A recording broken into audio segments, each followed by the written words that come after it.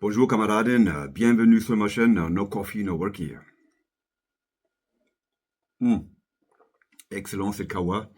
No Coffee, No Work, ça veut dire pas de café, pas de travail. Bon, normalement, je suis quelqu'un qui vous raconte un peu ma vie à la Légion étrangère.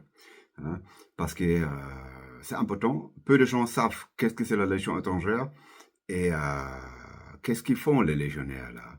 Et ça, c'est toujours un peu excitant, je dirais, de raconter ses aventures à cette institution magique. Parce que pour moi, c'est pas seulement un corps d'armée. La Légion étrangère, c'est une institution unique au monde, c'est ça.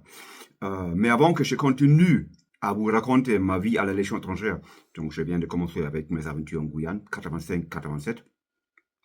Avant que je continue, je vais me présenter un peu à ceux qui ne me connaissent pas encore. Je m'appelle Thomas Gast. Je suis d'origine allemande. Mon père est américain, donc noir-américain. Ma mère est Fräulein Wunder. Ils se sont rencontrés en 1955 un peu. Et voilà, moi-même. Donc, je suis allemand. J'ai un passeport allemand. Je suis né en Allemagne. J'ai grandi en Allemagne. J'ai appris le métier d'un boucher. Donc, je suis réellement un boucher. Et voilà. Je me suis non, j'ai fait 4 ans à la Bundeswehr. La Bundeswehr, c'est armée allemande, donc j'étais chez les paras. Et voilà, puis en 1985, je me suis engagé à la Légion étrangère. J'ai passé 2 ans de ma vie à la Légion étrangère au Troisième Reich, on appelait à l'époque le Troisième Régiment étranger d'infanterie. C'était les 2 meilleures années pour moi à la Légion étrangère. Hein? Là-bas, c'est vraiment l'aventure. Donc j'ai vécu une grande aventure dans le régiment de la Selva. C'était vraiment fantastique. Puis en 1987, j'étais envoyé. On a fait d'abord une CFC, Conseil de campagne. Et puis, je m'excuse, je suis un non-francophone. Hein. J'ai appris la langue, j'ai appris votre langue à la Légion étrangère. Sur des circonstances vraiment fantastiques. Quoi. Donc, après la Guyane, j'ai fait la CFC à la Pile Strasbourg. Je suis resté 30 jours là-bas. Mais ça ne me disait plus rien d'aller dans les vies civiles extérieures à la Légion étrangère. Pour moi, c'était Légion. Terminé. Puis, commandement je me suis dirigé donc vers le 2e REP. Donc, j'ai passé 15 ans de ma vie à la Légion étrangère au 2e régiment étranger de parachutistes. Mon dernier emploi, c'était à Turon, j'étais chef de section. Puis, les 2 dernières années, j'étais maître de tir du 2e régiment étranger parachutiste. Donc, un régiment par excellence, un régiment, la crème de la crème, je dirais. Et j'ai quitté la Légion étrangère en février 2002. Mais peu de gens savent qu'est-ce que j'ai fait après la Légion étrangère. Je vais vous le dire, mais en short terme, je vais aller assez vite, accrochez-vous. Donc, 2002, j'ai quitté la Légion étrangère. Après, j'ai passé 2 ans en Allemagne. Je travaillais pour Securitas et pour Pond. Pond et Securitas, à l'époque, vous connaissez Pond et Securitas. Securitas est bien connu. Ils travaillaient pour la protection des armées américaines en Allemagne. Donc, on a fait Ramstein, Airbase, on a fait Landstuhl, le hôpital, on a fait Pirmasens, USMC, on a fait Würzburg, The Big Red One, Leighton Barracks, etc. pp. Donc, j'étais supervisor et un petit chef et c'était bien. C'était assez bien. Mais une fois légionnaire, toujours légionnaire, je suis passé très vite. Je me suis reconditionné pour prendre les armes, le sac à dos et puis le pactage pour partir à Outre-mer. Donc, en 2003, fin d'année, il y a un ancien légionnaire, un adjudant-chef que vous connaissez tous. En fait, les légionnaires le connaissent tous. C'est un Allemand, c'était Bernd. Il m'a envoyé un email. Écoute-moi bien, Thomas, on va y aller en Irak. Tu viens avec nous? C'était Noël, c'était vers Noël 2003. On va aller en Irak, tu viens avec nous. Je dis, ok, pas de problème. Moi, je viens. Il m'a parlé de $700 par jour. Normalement, à l'époque, c'était jusqu'à $1000 par jour. Hein. Donc, pour moi, c'était pas pour le fric. Pour moi, c'était de ressortir avec des boys, avec des collègues, de faire un travail que je connaissais, un travail dangereux, etc. pp. Donc, moi, j'ai dit oui, malgré ma femme. Ma femme m'a dit non. Toi, tu pars pas, tu restes à la maison. Moi, j'ai dit oui, c'est ma vie, c'est ma responsabilité, donc je pars. Donc, j'ai fait mes valises, mais 2 jours avant le départ en Irak, oui, c'était bien en Irak, Bernd m'a retéléphoné et m'a dit attention, l'affaire était annulée. Ok, après stand-by en Allemagne. 3 mois après, Bernd m'a envoyé encore un email. Est-ce que tu veux travailler en Arabie Saoudite, à Riyad? J'ai dit, à vos ordres. Mon adjudant-chef, c'était un adjudant-chef à la CEA, de la CEA du deuxième rep. Et voilà, je suis parti à Riyad, Saudi-Arabie. Donc, j'ai fait 4 ans là-bas. On a, sous d'autres, fait la protection pour Monsieur Bill Gates, mais principalement, notre travail, c'était pour travailler pour la Commission européenne là-bas, hein, sur place. Et l'ambassadeur, à l'époque, c'était l'excellent Savage. Bernard Savage, c'était un Irlandais. On avait une bonne équipe, on avait 2 équipes, et puis ça marche très bien. Donc on avait principalement des légionnaires sur place, on avait des gars qui étaient policiers en Allemagne, on avait aussi des gars qui étaient dans l'armée british. C'était tous des gens très fantastiques. Rien à dire. Donc 4 ans, Arabie Saoudite, Riyad. Puis, à l'issue, je suis parti à Haïti.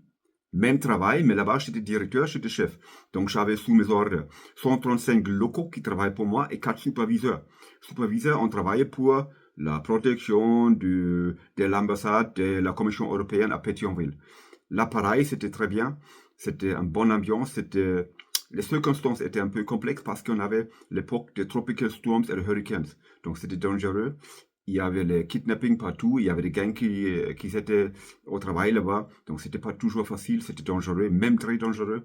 Et il y avait Voodoo aussi. Alors, Haïti, l'époque, ça se terminait très très vite. À l'issue, je suis parti en Israël. Israël, vous savez, je travaillais aussi pour la Commission européenne, plus ou moins, pour la ECTAO, European Commission Technical Assistance Office, West Bank, Cisjordanie et Gaza. À l'époque, il y avait les Israéliens avaient l'opération Castlead, gegossenes Blei en allemand. Je ne sais pas comment dire en langue française. Donc, j'ai travaillé en Israël. J'ai rencontré j'étais même à un certain moment à Ramallah, hein, avec certains leaders d'un groupe que les Européens disent que c'est des terroristes. Moi, je les vois pas comme des terroristes. Pour moi, c'était plutôt des partisans pour les combattants pour la liberté, mais chacun son truc. J'ai vécu un temps fantastique en Israël. C'est pendant tout ce temps, j'ai commencé à écrire des livres. Donc, j'ai écrit pas mal de livres, surtout sur la Légion étrangère, sur la sécurité, etc., pp., mais aussi d'autres.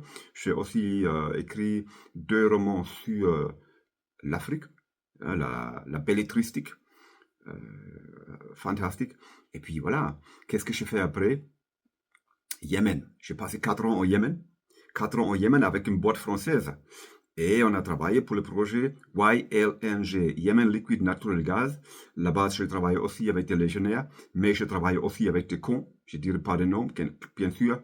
4 ans au Yémen, c'était fantastique, mais après, il y avait la guerre qui est venue. Donc, la guerre avait fait échouer les programmes sur place. Hein, parce qu'on ne pouvait plus, la sécurité n'était plus assurée. Et ils sont tout fermés, ils ont bouclé, ils ont fait les sacs à dos, les bagages, et on s'est tout cassé. Voilà, cette mission était de 2010 jusqu'à 2014. Après, j'ai fait 1 an comme Private Contracted Armed Security Personnel. Je travaillais donc sur les bateaux, sur les tankers, sur toutes sortes de sécurité qu'on fasse sur le bateau contre les pirates. Vous voyez des gens qui viennent avec des skiffs, avec des kalachnikovs, qui veulent prendre otage, hijacker un bateau, puis demander le jackpot. Mais nous, on était là et je travaillais pour G4S, qui avait le fief, le PC à Dubaï, et puis terminé. 2014, je suis revenu en Allemagne. Et là, c'était fini la comédie. Plus d'armes, plus de sac à dos, plus de parachute. Voilà. La vie normale s'est installée dans mon esprit et dans mon corps. En 2021, il y avait les trucs avec Charlie. Charlie, vous savez de quoi je parle, hein, ça. Et je dis, en Allemagne, c'est insupportable. On est parti donc j'ai pris toutes mes claques. On est parti en Suède parce que les Suédois avaient un schéma particulier. Il n'y avait pas ça. On était tranquille. Donc, depuis septembre 2021, j'habite Lapland au nord de la Suède. Et récemment, je reviens d'un voyage en Chypre, Larnaca. Et là aussi, je chauffe un peu toutes les possibilités parce qu'on vit des temps très très durs. surtout avec la guerre qui se passe en Ukraine contre la Russie ou la Russie contre l'Ukraine, comme vous voulez.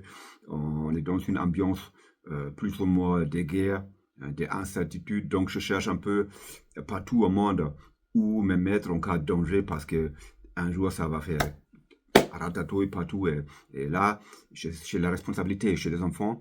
Je ne vais pas rester là, les bras croisés. Et cependant, il y a des trucs qui arrivent qu'on peut prévoir. Donc, chers camarades, c'est tout pour aujourd'hui. Je vous laisse. Bientôt, je recommence avec mes contacts, mes rencontres, non pas des rencontres, des histoires avec des histoires sur ma vie à la Légion étrangère. Mais, peut-être je recommence la semaine prochaine. Je vous souhaite à tous la santé. Je vous souhaite à tous le pays. Hein, le pays et la sécurité. Je vous laisse. Amitié légionnaire. Une fois légionnaire, toujours légionnaire. Je vous salue à la Bundeswehr, armée allemande, à la Légion étrangère. Merci pour votre présence et je compte sur vous de me donner maximal de commentaires ici en bas.